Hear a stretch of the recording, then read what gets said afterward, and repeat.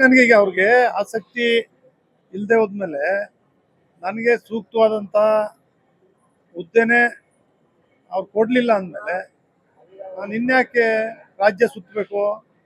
ನನಗೇನು ಬೇರೆ M L A ಆದವರು ಒಂದು ಎಮ್ ಎಲ್ ಎ ಇದ್ದಾರೆ, ಅವರು ಕೂಡ ಮಂತ್ರಿ ಆಯ್ತಾರೆ, ರಾಜ್ಯ ಸುತ್ತೋರು ಒಂದು ಮಂತ್ರಿ ಆಯ್ತಾರೆ.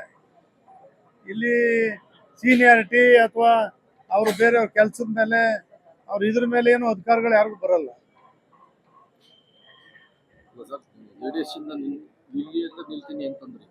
ನಮ್ಮ ಪಕ್ಷ JDS ಅಲ್ಲಿ ಇದ್ದೀನಿ, ನಮ್ಮ ಪಕ್ಷದ ಕಾರ್ಯಕರ್ತರು ಇಲ್ಲ ಅಣ್ಣ ನೀವಿಲ್ಲ ಮುಂದುವರಿಬೇಕು ಅಂದ್ರೆ ವರಿಷ್ಠರು ಟಿಕೆಟ್ ಕೊಡದೇ ಜನಗಳು ಕೊಡ್ತಾರಲ್ಲ. ವರಿಷ್ಠರು ಟಿಕೆಟ್ ಕೊಡದೇ ಇದ್ರೆ ನಮ್ಮ ಕ್ಷೇತ್ರ ಜನ ತಾನೇ ಟಿಕೆಟ್ ಕೊಡೋರು. ಪಕ್ಷ ಕಟ್ಟಲೇಬೇಕು, ಅವ್ರು ಸುಮ್ಮನೆ ಕೂರಕ್ ಆಯ್ತದ?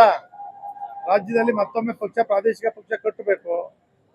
ಅದಕ್ಕೆ ರಾಜ್ಯಾಧ್ಯಕ್ಷ ಇದ್ದಾರೆ ಕುಮಾರಸ್ವಾಮಿ ಅವರು, ರಾಷ್ಟ್ರಾಧ್ಯಕ್ಷ ದೇವೇಗೌಡರು ಇದ್ದಾರೆ. ಅವ್ರು ತೀರ್ಮಾನ ತಗೊಳ್ಳೇಬೇಕಾಯ್ತದೆ, ಮಾಡಲೇಬೇಕಾಯ್ತದೆ, ಮಾಡಲಿ. ಅದಕ್ಕೆ ನಮ್ಮ ಸಂಪೂರ್ಣ ಸಹಮತ ಇದೆ. ನೀವೇನು ಮತ್ತೆ ಹೋಗಲ್ಲ ಸಭೆಗೆ? ಹೋಗಲ್ಲ ಕೋರ್ ಕಮಿಟಿ ಸಭೆಗೆ ನೀವೇ? ಸದ್ಯಕ್ಕೆ ಚಾಮುಂಡೇಶ್ವರಿ ಕ್ಷೇತ್ರ ಬಿಟ್ಟು ಬೇರೆ ಎಲ್ಲೂ ಹೋಗಲ್ಲ. ನಮ್ಮ ಕ್ಷೇತ್ರದ ಜನ ಏನು ಹೇಳ್ತಾರೆ, ಅವ್ರು ಏನು ಹೇಳಿದ್ರು ಸರಿ, ದಳದಲ್ಲೇ ಮುಂದುವರಿಬೇಕಣ್ಣ, ನಿಮ್ಮನ್ನು ಗೆಲ್ಲಿಸ್ತೀವಿ, ಸರಿ ಆಯ್ತಾ?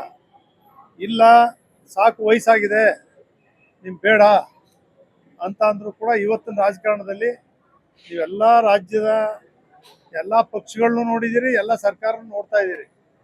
ಭಾಳಷ್ಟು ಜನ ಹಿಂದೆ ರಾಜಕೀಯ ಪ್ರವೇಶ ಮಾಡಿದಂಥವ್ರಿಗೆ ಇವತ್ತಿನ ರಾಜಕಾರಣ ಎಲ್ಲರೂ ಕೂಡ ನೋವು ತಂದಿದೆ, ಅಧಿಕಾರದಲ್ಲಿ ಇರೋವ್ರಿಗೂ ಇಲ್ಲದೆ ಇರೋವ್ರಿಗೂ. ಅಂಥ ಪರಿಸ್ಥಿತಿಯಲ್ಲಿ ನಾನು ಇನ್ನೂ ಕೂಡ ಯಾವುದೇ ನಿರ್ಣಯಗಳು ಮಾಡಿಲ್ಲ. ನಮ್ಮ ಪಕ್ಷದ ವಿಚಾರ, ನಮ್ಮ ನಾಯಕರ ವಿಚಾರ ಪ್ರತಿಯೊಂದು ಕೂಡ ನೀವೆಲ್ಲರೂ ತಿಳಿದಿರೋರಲ್ಲಿ. ಹೊಸ ಹೊಸ ಪ್ರಶ್ನೆ ಮಾಡ್ತಾ ಇರ್ತೀರ ಅಷ್ಟೇ ಅಲ್ಲ. ಎಲ್ಲರೂ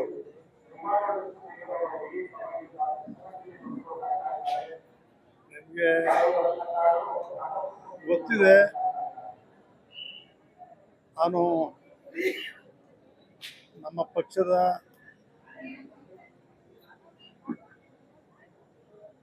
ಲೆಜಿಸ್ಲೇಟಿವ್ ಪಾರ್ಟಿ ಲೀಡರ್ ಆಗ್ತೀನಿ ಅಂತೇಳಿ ನನಗೆ ತುಂಬ ಆಸಕ್ತಿಯಿಂದ ಕೆಲಸ ಮಾಡ್ತಾ ಇದ್ದೆ.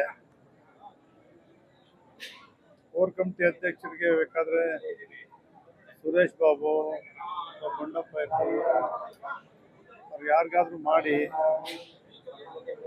ನಾನು ಲೆಜಿಸ್ಲೇಟಿವ್ ಪಾರ್ಟಿ ಲೀಡರ್ ಸೀನಿಯರ್ ಇದ್ದೀನಿ, ಮಾಡ್ತೀನಿ ಅಂತ ಹೇಳಿದ್ದೆ. ನಿಖಿಲ್ ಅವರು ಕಂಗ್ರ್ಯಾಚುಲೇಷನ್ನು, ಬೆಳಿಗ್ಗೆ ನೀವು ಅಧಿಕಾರ ವಹಿಸ್ಕೊಳ್ಳಿ ಅಂತಲೂ ಕೂಡ ಹೇಳಿದ್ರು. ಬೆಳಿಗ್ಗೆ ಹೊತ್ತಿಗೆ ಸುರೇಶ್ ಬಾಬು ಅವರ ಹೆಸರು ಹೋಯಿತು. ಸುರೇಶ್ ಬಾಬು ನಾಯಕರಿದ್ದಾರೆ, ಒಳ್ಳೆಯವರಿದ್ದಾರೆ, ಅದ್ರ ಬಗ್ಗೆ ಡಿಸ್ಪ್ಯೂಟ್ ಇಲ್ಲ, ಎರಡನೇ ಮಾತಿಲ್ಲ. ನಮಗೇನು ಯಾವಾಗಲೂ ಕೂಡ ಒಂದು ಮಾತು, ಪಕ್ಷದಲ್ಲಿ ನಿಷ್ಠೆಯಾಗಿ ನಾವು ಆನೆಸ್ಟ್ ಆಗಿ ದುಡ್ಕೊಂಡು ಬಂದಿದ್ದೀನಿ. ಯಾವತ್ತೂ ಕೂಡ ಹೌದು, ನಾನು ಯಾವತ್ತೂ ಕೂಡ ನನ್ನ ಸ್ವಭಾವ ಯಾರೇ ಬರಲಿ ಅವರನ್ನು ಗೌರವಿಸ್ತೀನಿ. ನಮ್ಮ ಕ್ಷೇತ್ರಕ್ಕೆ ಬಂದರೆ ನಮ್ಮ ಚಾಮುಂಡೇಶ್ವರಿ ವಿಧಾನಸಭೆಗೆ ಭಾಳಷ್ಟು ಯಾವುದೇ ಪಕ್ಷದ ಮುಖ್ಯಮಂತ್ರಿಗಳು ಬರಲಿ, ಮಂತ್ರಿಗಳು ಬರಲಿ, ನಮ್ಮ ಕ್ಷೇತ್ರದ ಅಭಿವೃದ್ಧಿ ಕಾರಣಕ್ಕೋಸ್ಕರ ಅವರೆಲ್ಲರೂ ಕೂಡ ಅಭಿನಂದಿಸ್ತಕ್ಕಂಥ ಕೆಲಸನೂ ಕೂಡ ಮಾಡ್ತೀನಿ. ನಾನು ಯಾವುದೇ ಪಕ್ಷದವರಿರಲಿ, ನಾನು ಆ ಪಕ್ಷ ಈ ಪಕ್ಷ ಅಂತ ಯಾವತ್ತೂ ನೋಡಿಲ್ಲ. ಪಕ್ಷದ ವಿಚಾರ ಬಂದಾಗ ಯಾವತ್ತೂ ಕೂಡ ನಾನು ಪಕ್ಷಕ್ಕೆ ರಾಜೀನಾಮೆ ಕೊಟ್ಟು ಇನ್ನೊಂದು ಪಕ್ಷ ಸೇರಿಲ್ಲ, ಯಾವತ್ತೂ ಕೂಡ. ಆವಾಗಲೂ ಕೂಡ ಯಡಿಯೂರಪ್ಪನವ್ರಿಗೆ 20 ತಿಂಗಳು ಮಾತಾಡಿದ ಅಧಿಕಾರ ಕೊಡಲಿಲ್ಲ ಅಂತ ಸಂದರ್ಭದಲ್ಲಿ ನಾನು ಯಡಿಯೂರಪ್ಪನವ್ರು ಮುಖ್ಯಮಂತ್ರಿ ಆಗಬೇಕು ಅಂತೇಳಿ ಹೋಗಿದ್ದು ಬಿಟ್ಟರೆ, ಮತ್ತೆ ತಿರ್ಗಾ ಇಲ್ಲ ಅಣ್ಣ ನೀವು ಇಲ್ಲೇ ಬರಬೇಕು, ನೀವಿದ್ರೆ 4-5 ಸೀಟ್ ಗೆಲ್ತೀವಿ ಅಂಥೇಳಿ ನಮ್ಮ ನಾಯಕರು HD ಕುಮಾರಸ್ವಾಮಿ ಅವರೇ ಕರೆದು ಬಂದು ಅದೇ ರೀತಿ ಗೆದ್ದು. ಕಳೆದ ಬಾರಿ ಕಾಂಗ್ರೆಸ್ ಪಕ್ಷದಲ್ಲಿ ನನಗೆ ಜಿಲ್ಲಾ ಉಸ್ತುವಾರಿ ಸಚಿವ ಯಾವ ಖಾತೆ ಬೇಕು, ಮಂತ್ರಿ ಕೊಡ್ತೀವಿ ಅಂತೇಳಿ ಕಾಂಗ್ರೆಸ್ಸಿನ ಹೈಕಮಾಂಡು ಸುರ್ಜೇವಾಲಾ ಅವರಿರ್ಬೋದು, ವೇಣುಗೋಪಾಲ್ ಅವರಿರ್ಬೋದು, ಸಿದ್ದರಾಮಯ್ಯನವರು, ಡಿ ಕೆ ಶಿವಕುಮಾರ್ ಎಲ್ಲರೂ ಕೂಡ ಮಾತಾಡಿದ್ರು.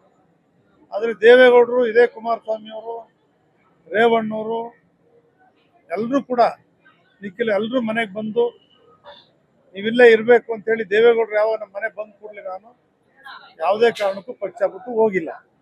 ಪಕ್ಷದಲ್ಲಿ ನಾನು ಶಾಸಕನಾಗಿದ್ದೀನಿ. ಹುಣಸೂರಲ್ಲಿ ನನ್ನ ಮಗ ಹರೀಶ್ ಗೌಡನು ಕೂಡ MLA ಆಗಿದ್ದಾನೆ.